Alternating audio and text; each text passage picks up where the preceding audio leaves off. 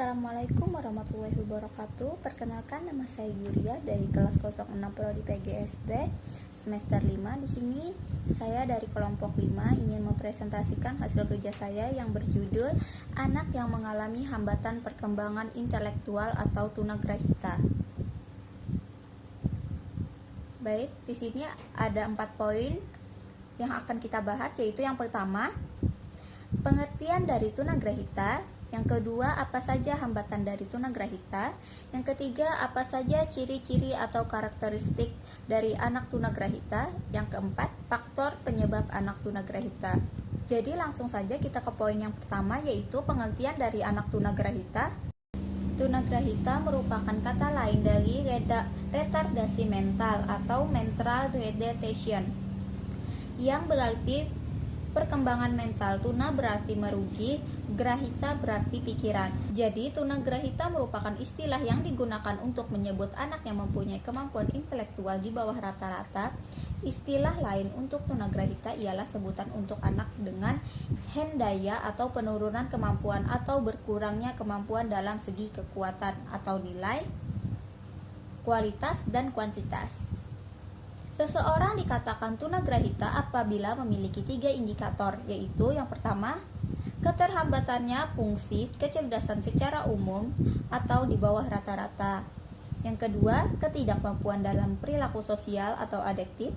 Yang ketiga, hambatan perilaku sosial atau adektif terjadi pada usia perkembangan, yaitu perkembangan dari 1 tahun sampai dengan 18 tahun.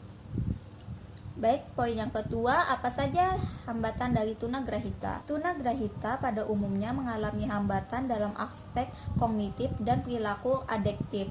Hambatan tersebut disebabkan oleh inteligensinya yang rendah, yaitu dua standar deviasi di bawah rata-rata. Hambatan kognitif anak tunagrahita berdampak pada cara belajar, sedangkan hambatan perilaku adektif berdampak pada penyesuaian diri terhadap lingkungan sekitarnya, dan kemampuan untuk menolong diri. Yang ketiga, apa saja karakteristik dan ciri-ciri anak tunagrahita? Ciri-ciri anak tunagrahita dibagi menjadi 3. Yang pertama, ada fisik atau penampilan hampir sama dengan anak normal. Kematangan motoriknya lambat, koordinasi gerak kurang, penampilan fisik tidak seimbang, misalnya kepala terlalu kecil atau besar. Koordinasi gerak kurang itu misalnya gerakan sering tidak terkendali. Yang kedua, ada intelektual, sulit mempelajari hal-hal akademik. Anak tunagrahita ringan, kemampuan belajarnya paling tinggi setara anak normal usia 12 tahun dengan IQ antara 50 sampai dengan 70. Anak tunagrahita sedang, kemampuan belajarnya paling tinggi setara dengan anak usia 7 dan 8 tahun dengan IQ antara 30 sampai dengan 50. Anak tunagrahita berat, kemampuan belajarnya setara anak normal usia 3 sampai 4 tahun dengan IQ 30 ke bawah. Sosial dan emosi. Ciri-cirinya yaitu bergaul dengan anak yang lebih muda, suka menyendiri, mudah dipengaruhi, kurang dinamis, kurang pertimbangan atau kontrol diri, kurang konsentrasi, tidak dapat memimpin dirinya maupun orang lain, tidak dapat mengurus diri sendiri sesuai usia, tidak ada atau kurang sekali perhatiannya terhadap lingkungan. Karakteristik anak tunagrahita seperti yang pertama, mempunyai tingkat kecerdasan di bawah rata-rata. Yang kedua, mengalami kesulitan untuk mempelajari yang sifatnya abstrak, cepat lupa, harus diulang-ulang dalam pelajaran, mengalami kesulitan merawat diri sendiri, mengalami kelainan Down syndrome. Baik, poin yang keempat yaitu faktor penyebab anak tunagrahita. Faktor penyebab anak tunagrahita dibagi menjadi 3. Yang pertama, prenatal atau sebelum lahir. Yang kedua, natal, waktu lahir. Yang ketiga, postnatal, sesudah lahir. Faktor dari prenatal atau sebelum lahir, yang pertama, adanya faktor genetik. Yang kedua, ibu waktu hamil perokok berat atau minuman keras. Yang ketiga, ibu yang mengalami depresi berat. Yang keempat, ibu mengalami kecelakaan waktu hamil atau benturan. Yang kelima, ibu hamil yang kekurangan gizi. Yang keenam, ibu hamil yang memakai obat-obatan atau naza.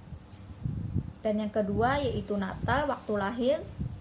Faktor yang mempengaruhinya waktu lahir yaitu sudah terlalu lama dapat mengakibatkan kekurangan oksigen pada bayi, melahirkan sebelum waktunya atau prematur, ibu yang mempunyai penyakit kelamin. Dan yang ketiga ada postnatal sesudah lahir. Faktornya yaitu anak mengalami kecelakaan atau jatuh mengenai bagian kepala. Yang kedua, anak mengalami gizi buruk, busung lapar, demam tinggi yang disertai kejang-kejang.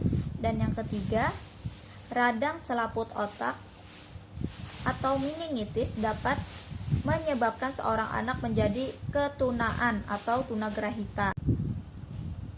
Sekolah-sekolah untuk anak luar biasa terdiri dari yang pertama SLBA untuk anak tunanetra, yang kedua SLBB untuk anak tunarungu, yang ketiga SLBC untuk anak tunagrahita, yang keempat SLBD untuk anak tunadaksa, yang kelima SLBE untuk anak tunalaras, yang keenam SLBF untuk anak berbakat,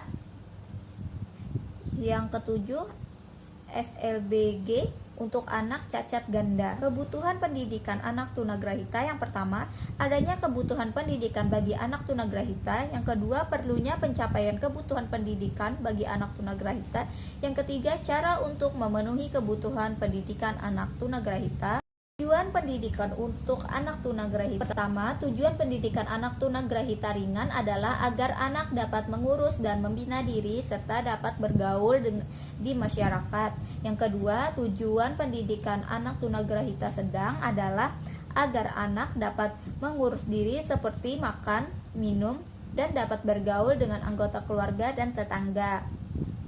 Yang ketiga, tujuan pendidikan anak tunagrahita berat dan sangat berat adalah agar anak dapat mengurus diri secara sederhana seperti memberi tanda atau kata-kata ketika menginginkan sesuatu seperti makan atau buang air.